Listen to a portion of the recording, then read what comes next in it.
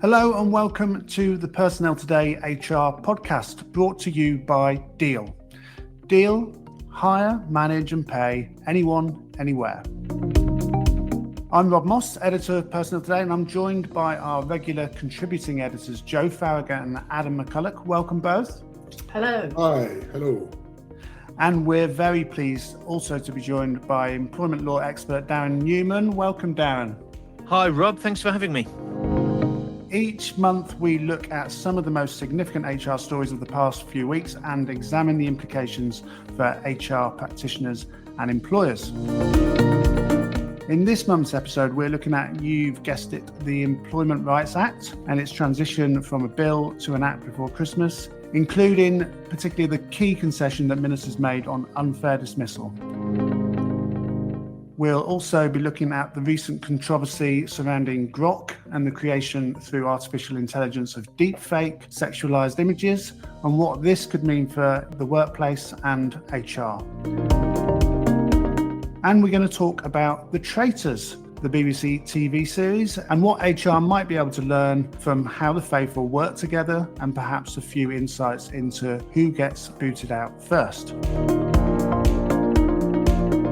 But first, a message from our friends at Deal, sponsors of the Personnel Today HR podcast. Deal is the all-in-one people platform for modern HR teams, bringing hiring, onboarding, payroll, performance, offboarding, and more into one global system, so you can focus on people, not paperwork. Serving over 150 countries, Deal simplifies compliance and helps HR teams move faster.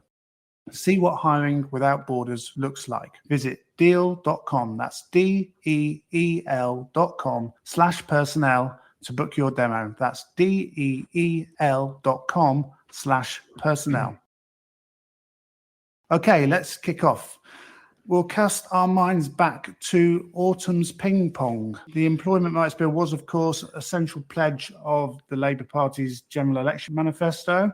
And as promised, they introduced it within 100 days of gaining office. And perhaps that's where the trouble started.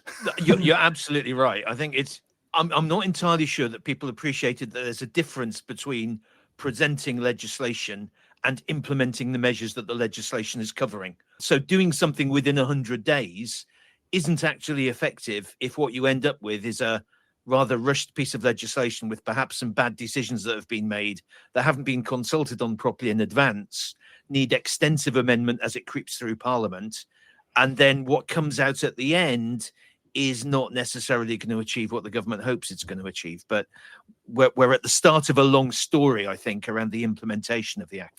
Okay, and there was a story this week, Adam, I think you covered this around the fact that the government confirmed this week that they're sticking to their timetable. Obviously, we'll see if they U-turn on that, but for the time being, they're sticking on the timetable. Yeah. Well, there seems to be so much to be done in terms of secondary legislation. And there's also the consultations. Seems to be some confusion over when they're happening. People haven't had a heads up. And with the amount of secondary legislation to be done, obviously the question is, can they adhere to the timetable? Yeah, okay. I mean, I'd be astounded if they adhered to the timetable. It's all very well saying we're going to stick to this timetable. I regularly tell myself I'm going to stick to a timetable and then fail to do it. There's just quite a lot of work to get done. There's a limited number of civil servants available to do it. And there's just going to be this massive bottleneck. Some of the consultations are easy. Some of the consultations are going to be massively difficult.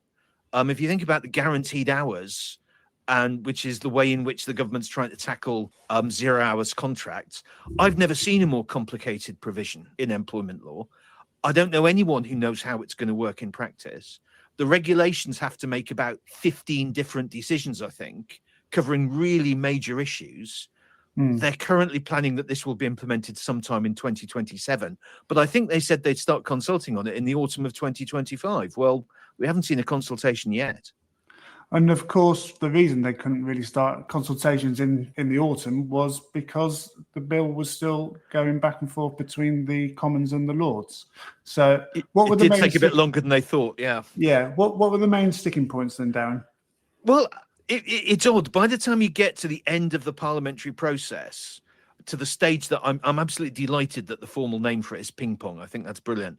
Where it's basically bouncing between the House of Commons and the House of Lords until they agree. It's only by that stage on some very narrow issues that we're actually ping ponging on. Some of which the House of Lords really cares about, and some of which are just there because, you know, they may as well be. There was quite a lot of discussion about young people volunteering on heritage railways, which I think is not one of the key strategic aims behind the bill, but it was something that they spent a lot of time talking about. The main issues, I guess, were particularly around unfair dismissal and the qualifying period and whether it would be a day one right. And that was particularly controversial because it was specifically set out in the government's manifesto when the election took place that unfair dismissal would be a day one right. And it's a little bit awkward for the House of Lords to be knocking back the implementation of a very clear manifesto commitment. That's not something they normally do. The other sticking points were around union issues that I don't think were ever going to be the thing that blocked the bill. It was the qualifying period for unfair dismissal that really mattered. So at the moment, or I can't say that anymore because actually things have changed already. But before the bill passed, it's a 2-year qualifying period before an employee can claim for unfair dismissal. That's right. That's right. Yeah.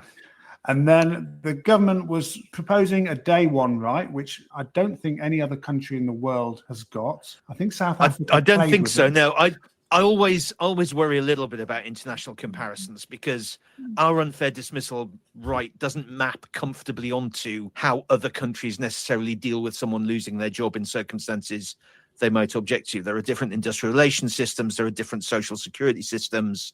I'm not a big fan of international comparisons on this, but yeah, it would put us at a bit of an outlier.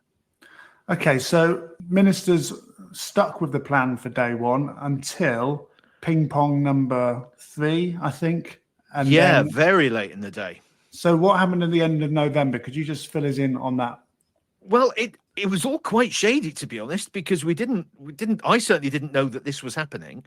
But there was a meeting that took place between trade union representatives and business representatives, not elected representatives, it has to be said, but the government picked a number of organizations that it considered represented business. And they had a meeting of which there is no written record published. And they reached an agreement, which was never put in writing. Apparently, civil servants have made notes, but those notes haven't been made available to the parties.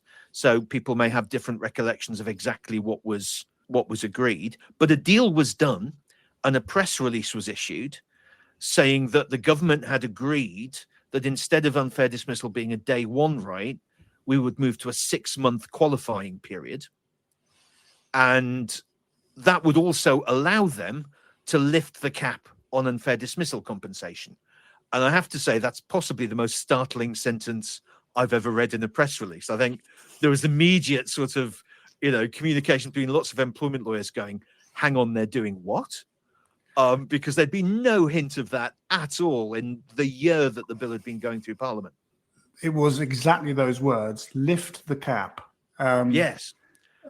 So they made a big deal about the fact it had been agreed between these business groups, which included, I think, the CIPD, the CBI, the Recruitment and Employment Confederation, BCC, British Chambers of Commerce, and a couple of others. I apologise. Federation of Small Businesses, were they in on the? Yes, that's right. And Small Business Britain. There they are, all 6. Okay, there you go. So now the recollection, particularly from one of the people in the room, was that lifting the cap meant raising it. So the cap, what was the cap, or what is the cap? Okay, so currently the cap is unfair dismissal compensation has always been capped. Yeah. And for most of its history, there's been a fixed financial sum that it's capped at. Currently, however, it's slightly more complex than that. It's capped at either 52 weeks' pay for the employee concerned, or a financial sum of £118,000 plus change, whichever is the lower.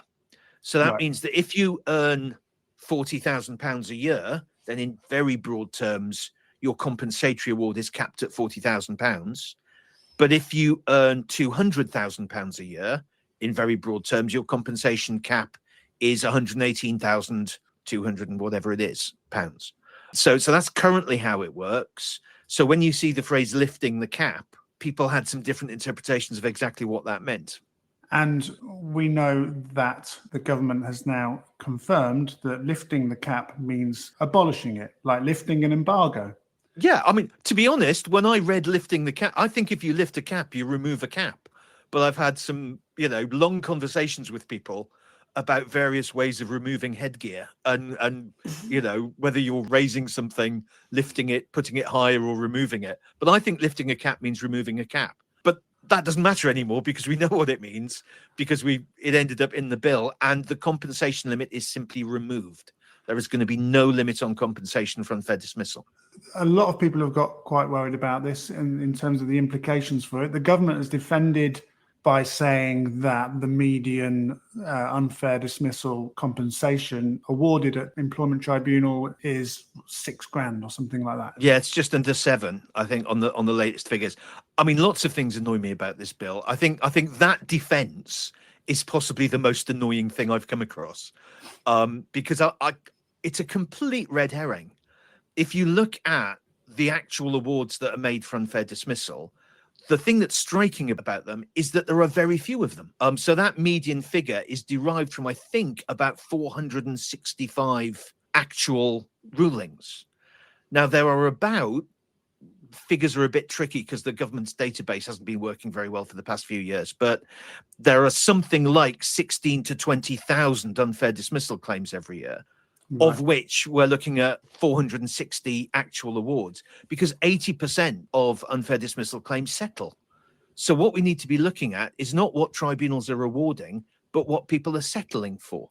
And of course, some employers and dismissed employees settle without even touching the tribunal system. Very probably many more than the people who actually get dismissed. So again, if you want to look at the impact of this, you want to say, well, currently, what does an employer do if it wants to just dismiss someone and give them a settlement rather than worry about the fairness of it? How much do they currently have to pay out in order to get that done? Now, show me figures on that. I don't think there are any, because, of course, those are all confidential agreements. So no one's gathering information about how much that is for. But we can take a rough guess as to what it would be, because it's going to be dictated by the fact that the most you can get for an unfair dismissal compensation is £118,000. So it's going to have a huge impact.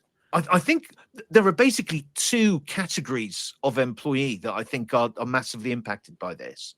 Mm-hmm. One is going to be relatively modestly paid public sector employees who have good pensions. Because one of the most complex things in working out unfair dismissal compensation is pension loss. There's a whole booklet you're supposed to follow, figuring out, sort of using actuarial tables, how long an employee's going to last and how long they would have stayed in their job and how many years of retirement they would enjoy and what their benefits would have been if they hadn't been unfairly dismissed. It's incredibly complicated, and I've never learned it because you quite quickly get to the cap on compensation. Now, if you dismiss, say, a civil servant or a firefighter or a social worker or a teacher, they may be on a salary of 40 to 50,000 pounds, but their losses, if you unfairly dismiss them, will be really large because they've potentially lost a pension benefit that they simply can't replicate in the private sector. So potentially they're going to be looking at significant losses. The other people, and this will be a whole new area of employment law to open up, is really high value employees. At the moment, if you dismiss somebody who's earning like £1 million a year, you don't worry about the fairness of that dismissal, right? You don't worry about whether you've given them an opportunity to improve or whether you've given them appropriate objectives. What you do is you just dismiss them and give them £120,000 as compensation for their unfairness. And then you go on to think about their share options and their equity bonuses and all of the other high value things that employees get. But if you take away that limit on compensation, then suddenly you dismiss that hedge fund manager, and the hedge fund manager might argue, well, in 2 years' time, I'd have met all my targets and I would have qualified for this £10 million share option, which I would have exercised, and it would have yielded me a profit of however many millions of pounds. I'd like that, please. So now you're going to be going to an employment tribunal, which is a free service that the government offers employees who have been dismissed. You're going to be going to an employment tribunal arguing about what would have happened to your share options 2 years from now and whether you should get £1 million for that or not. And I'm not entirely sure the tribunal system's equipped to deal with that sort of case. Certainly it's going to clog up the system, because if you've got that much at stake, you can afford a KC to do it for you. So we're going to have cases that are loaded with senior counsel, incredible amounts of paperwork, speculations about how long a loss would have continued, and it's going to be a complete nightmare. It's bizarre. I'm sorry, I'm ranting, but it's bizarre, isn't it? No, This massive change was introduced in a press release without any discussion in advance with anyone who understood what was happening. I just find it absolutely incomprehensible that this change has been made with so little thought.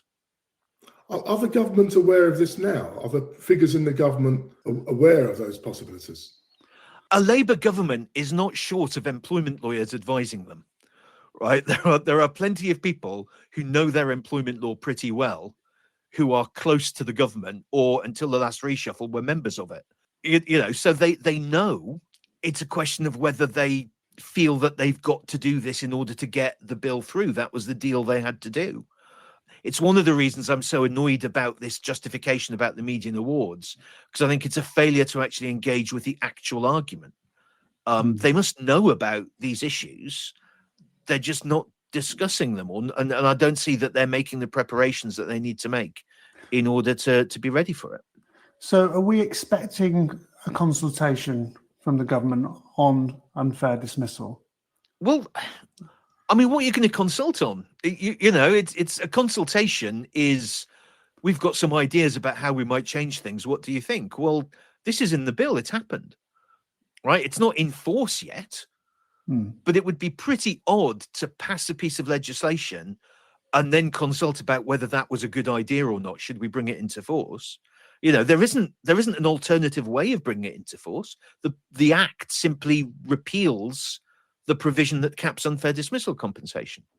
There's nothing to consult on other than, when should we do this? When should we implement it?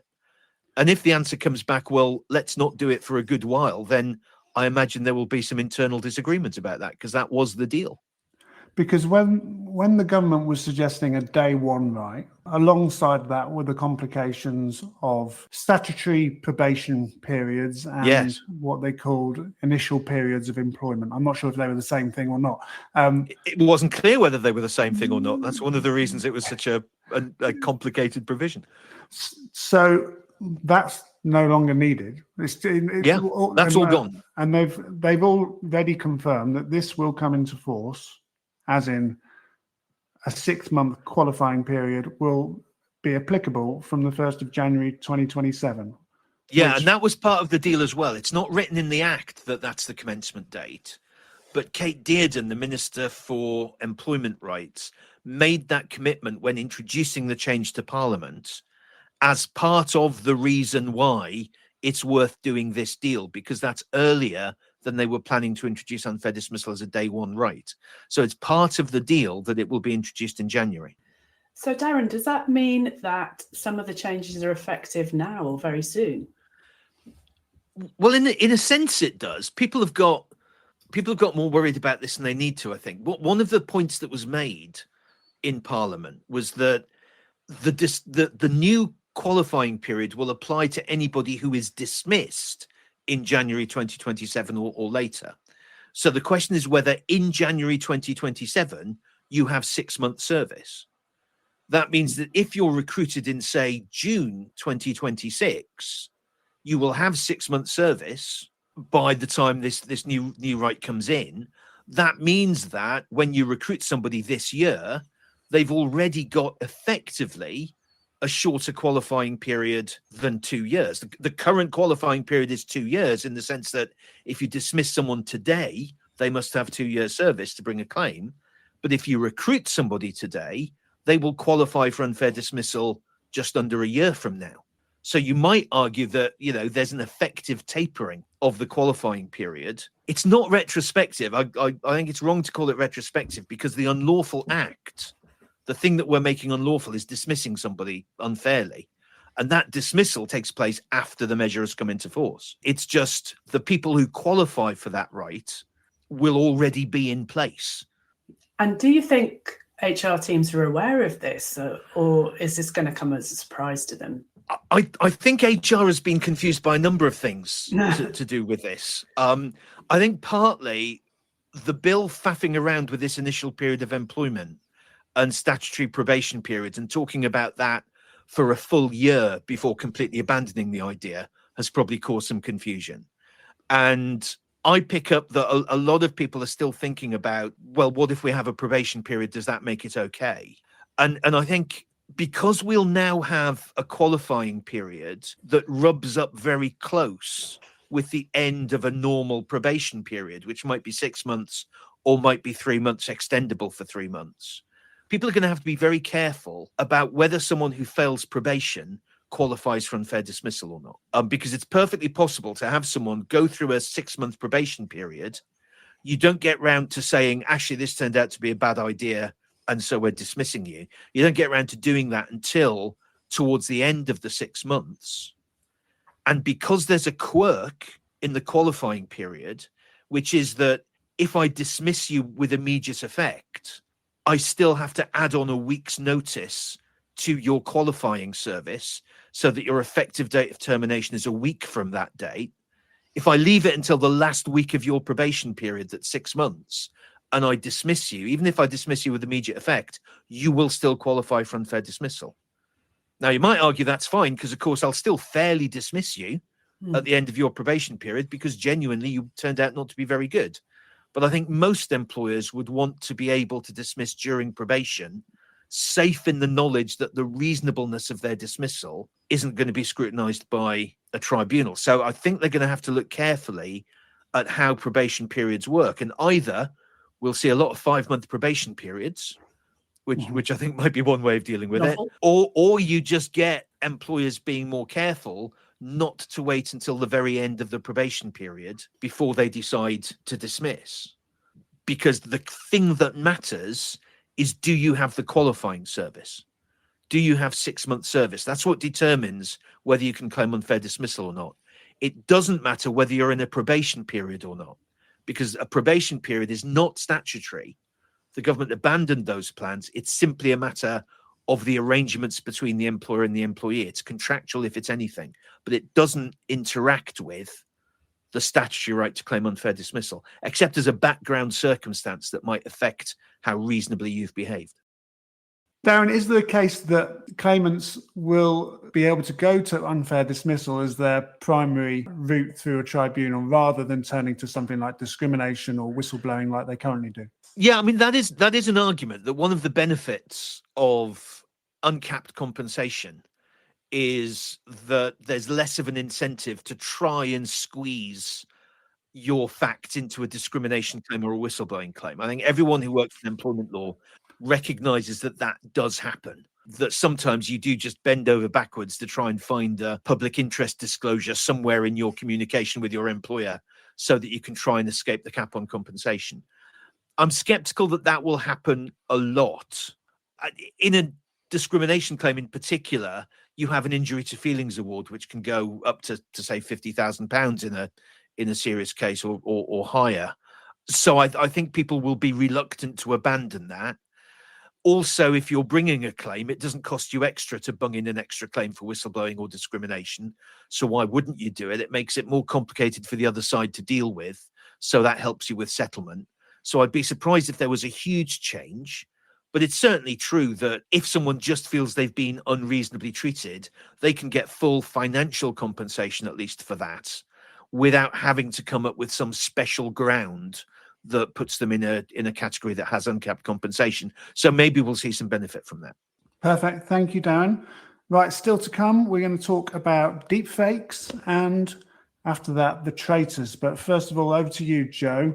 There's been all this controversy around Elon Musk's Grok AI system, and there's some implications potentially for employers.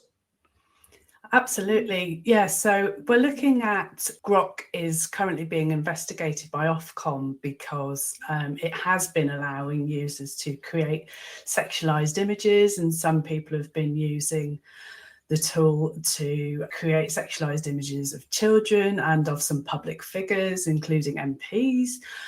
And there's discussions about criminalizing this fully or asking X to regulate how people use Grok. But from an employer perspective, it's quite interesting because it raises these questions of an employee who might have become targeted and become the subject of what they call deepfakes, where you take a photo or a film of somebody and turn it into something far more unsavory. And people might be sharing them on WhatsApp, they might be sharing them on workplace systems such as Teams. And it's not just about sexualized images either. It's anything that might humiliate or intimidate someone that could really create.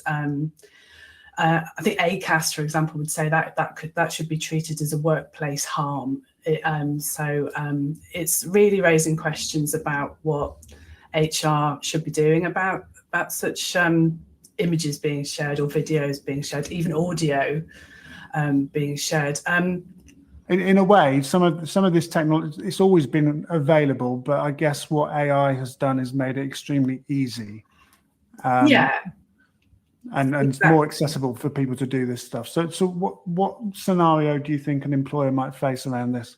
Well, as you say, it's we've always had. Well, we used to have photocopiers, didn't we, back in the 80s? I remember photocopiers. I used to be really impressed with photocopiers. And the things you could do with those, Darren, and remarkable. I genuinely don't know what you're talking about, Joe. I was collating documents is what you could do with it. You could collate many documents, but more recently than photocopiers, we've had systems such as Photoshop where people can create their own images easier than ever before. And that the ease with which people can create images of someone else that don't really represent that person is just accelerating, and HR is struggling to keep up with it, really. So in terms of scenarios, it could be that an employee has been the target of, maybe they have colleagues who have taken an image from LinkedIn or whatever, they've changed it, they've taken a video that's been taken at a workplace event or something, and they've turned it into something that could be perceived as sexual harassment, and then they've shared that. Alternatively, it might be that one of your employees has done this and you have to investigate this, and they're claiming it's banter. And we've seen a lot of cases of this recently, haven't we? But in fact, there are some quite severe legal risks for you. And at the moment, I guess this would be covered under the Equality Act and the Worker Protection Act. Where does the law stand going forward? There are changes coming up in the Employment Rights Act. Yeah, absolutely. So currently you have the Equality Act would protect somebody who'd been a victim of one of these deepfakes from discrimination and harassment. And the Worker Protection Act, which came into force in 2024, requires employers to take reasonable steps against harassment and to prevent harassment. But the Employment Rights Act, that goes a step further, saying employers have to take all reasonable steps. And even though it's just one word, that's quite a subtle difference between that burden of proof that you've taken all of those steps. I mean, maybe Darren, can you jump in on that one? Well, I have views about this. While we're arguing about what lifting the cat means, I've also had long arguments about what is the difference between taking reasonable steps and taking all reasonable steps. And personally, I don't think there's a difference. It's slightly odd that the government has got a whole section of the Employment Rights Act inserting the word all. But I think when the Act says take all reasonable steps, what it means, and we've got case law saying this, what it means is take such steps as are reasonable. Right. And I think what we have to concentrate on is the reasonable steps rather than the all question. It's the same with the defence to a harassment claim, or the point in the third-party harassment claim under the Act. Has the employer taken all reasonable steps to prevent the harassment? What we mean is, have you taken such steps as are reasonable? The word to emphasise is reasonable, not the word all. Not all. And I don't think all adds very much, to be honest. And I think people have panicked about it a bit more than they need to. wasn't there something more to it in the Employment Rights Act, in that everybody in the building, not just the employees, are going to be subject? I think that's what Darren's referring to. Well, there are two separate things. There are two separate things that get collated here a bit.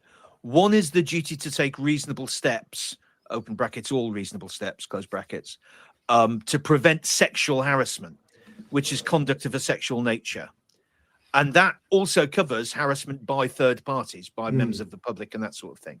But it's not a legal right that you can sue for. It's something that's enforced by the Equality Commission. Separately to that, there's the extension of harassment under the Equality Act to cover harassment by third parties. So if you're acting in the course of your employment and you're subjected to harassment by a passerby or a resident of the care home you work in, or a subcontractor, or anybody else that you come into contact with, the employer is potentially liable for that if they fail to take all reasonable steps to prevent that harassment from taking place. But you've got to be acting in the course of your employment.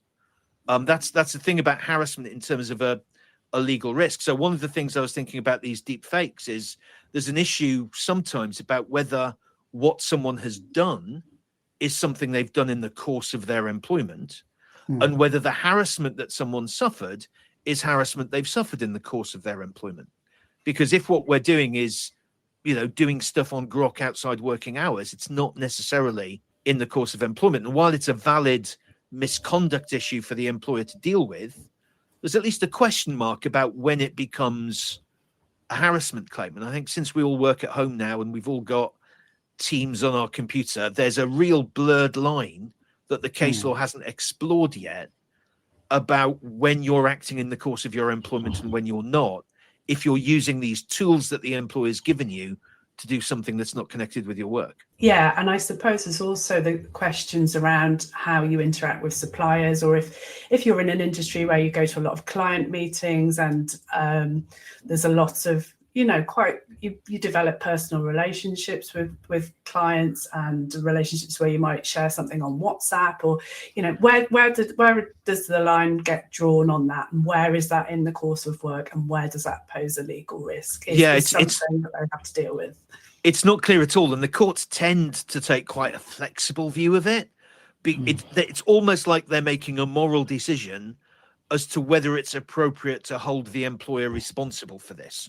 Is there sufficient connection between what's happened and the work that it feels right that we should blame the employer because the employer should have been doing something about it? But it's very vague, to be honest. So, Joe, what should HR be considering in relation to this? Well, the main advice we had, so we ran an article, interestingly, from a workplace harassment reporting software company, which is worrying in itself that we need these things. But that they're suggesting that if you got a report of this happening to an employee, you should just treat it as you would an in-person harassment situation and investigate promptly, ensure that person is supported, make sure the investigation is fair, all of that good practice that would happen around anything that happened non-digitally as well. But I think also it just shows how complex an issue this is for HR, because it might be Grok today, but it could be another app in 6 months' time that we don't really know much about yet. There could be capabilities through AI of changing people's voices. We know that already happens. All sorts of potential complexities that you could be dealing with that we don't necessarily have the legislative framework to support at the moment. It's really just trying to keep up with technology, isn't it? Let's move on to another topic, traitors. Yes, traitors. It's all engrossing, the ultimate water cooler conversation, isn't it? But you're looking at some data that's been published around what's happened over all 4 series and the celebrity series that we had last year. I'll use the term data quite loosely in this case, actually. It seems a shame that HR has to, even intrudes into the domain of sort of your evening viewing. I think in this series, it's kind of dawned on people that there might be something going on with unconscious bias, which is of course a a subject close to HR's heart. There's been discussions on Radio 4, been quite a lot of comments on social media. And there's been a sort of suspicion that there's been unconscious bias based on sexism, perhaps sort of micro-racism. And the Times have come up with some figures saying that that the 32% of all contestants on the show have been non-white, but people of colour make up almost half of the evictions. Out of the first 30 players to be murdered or banished in all 5 series, 14 of them were people of colour, equal to just under 47%. It's difficult to know really what those kind of figures tell us. It's very uncomfortable to come to any conclusions on this, because behind every eviction, behind every murder, there's a story that's unique. We're making the mistake of extrapolating a general trend from a set of unique circumstances. So I'm not sure how much to tell us. But watching the Traitors, what I think HR can learn from is how team dynamics work. I think it's a fantastic. The earlier episodes are a brilliant exercise in groupthink, where people hide their opinions, or maybe they don't have an opinion. People hide their opinions behind the leader, and so it's the ultimate form of keeping your head down, which is, of course, very well known in the office. Sage advice. Once upon a time, for yeah, anyone absolutely. working. Yeah, that's in fact. Yeah, I mean that's what maybe in some of our cases it was a good idea to keep our heads down. But near the photocopier. Yes. In fact, even talking about traitors could be sticking your head above the parapet these days. Because when I talk about it in the office, sometimes I get eye rolls from people. Oh, you don't watch that, do you? But I think it's fascinating. I think that's astounding. I think it's one of the greatest television programs ever invented, and I'm absolutely obsessed with it. Yeah, I think it is. And I think you're absolutely right, Adam. I think it tells you a lot about how people work in a group, and how people make decisions, and how people think they've got evidence of something, but how if you step back, you can see that it's not evidence of anything at all. That's and right, that decisions are made emotionally, and then a post hoc rationalization is applied to it to make it sound like a rational and reasonable thing to do. And gosh, that's got some resonances with employment law. Yes. There's a lot of that going on in employment law cases I've dealt with. But it's also, in the way that people present their evidence and how they present it, and why some people are listened to and some people aren't. And I don't think this is a spoiler, but there was one player in the current series, I think Jessie, who has a stammer, a very severe stammer. But she was very analytical in that she worked out who one of the traitors was, but wasn't listened to. And it's tempting to think it was because she didn't have FBI training on the quiet, or she wasn't a yes. Can I register some skepticism about the FBI training that somebody's received? Oh, I think I know which course it was, and I'm not impressed. KGB training, maybe. Oh yeah, no, that would come in handy. But that was I think a classic case of someone not really being listened to, or maybe. But we have to be careful. Of course, the editing of the show makes it look that way, but perhaps they did consider it. But we don't know that. But that's all we can go on anyway. What I use Traitors for, if I'm doing training on investigation courses, for example, and how to conduct an investigation, it's always good if people have watched Traitors, because what they'll remember is at the start of a series, you'll always have sort of people interviewed saying, well, I've been a detective sergeant for 25 years and I know when someone's lying to me, or I've been a detective, or I'm an inspector, or I'm an auditor. I've got a really good read of people. I can understand people's character. I know when they're trying to pull the wool over my eyes. I'm a psychic. Whatever the sort of whatever sort of qualifications they all claim to be able to tell when someone's lying to them or not. Yeah. And we demonstrate time and time again that they haven't got a clue. No. And it reminds people that when you're doing an investigation, the good thing to do is to focus on the evidence that you can really make stand up, and not rely on things like, well, when he was talking to me, he really seemed like he was telling the truth. or I found him really convincing because he seemed really sincere.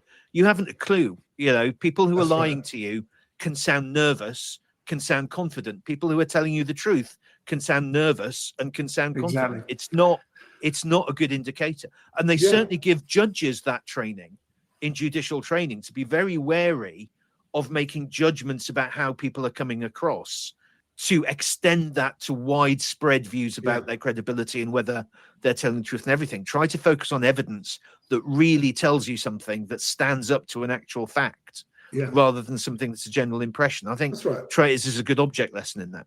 And as a result, in this series, we have a hairstylist who is clearly using evidence in a far more analytical way than a former police officer. Yes, very true. And 2 barristers as well. Yeah.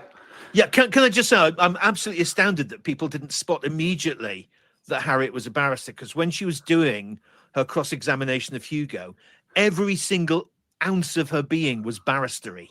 Yes, the way she looked over her glasses, the way she phrased her questions, the way she looked down at notes, it was like, short of the actual wig and gown, she was absolutely behaving as a barrister. It absolutely screamed from the screen. Thank you all. I think that's been a really interesting episode. Lots to think about. Our next episode will drop on the last Wednesday of the month, so the next one is on the 25th of February. The Personnel Today HR podcast is brought to you by Deal. Hire, manage and pay. Anyone, anywhere. Thanks for joining us, and thank you Darren, Joe and Adam. It's been great. We'll see you next time. Thanks for having us. Cheers. Bye-bye. Bye-bye.